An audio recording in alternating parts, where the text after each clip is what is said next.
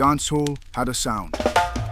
Then, a teenager from Freddie McGregor's house said, "Nah, watch this." Boom! Power cut. Daybreak. 12 gauge.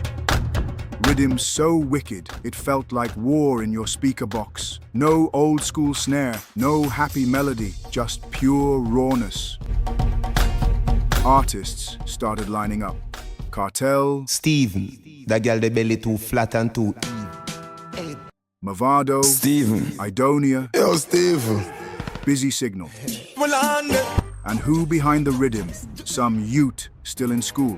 No gimmicks, no face on flyers, just Stephen the Genius McGregor behind the boards. Quietly crafting the future of dancehall. Respect the architect. This is Yardnology.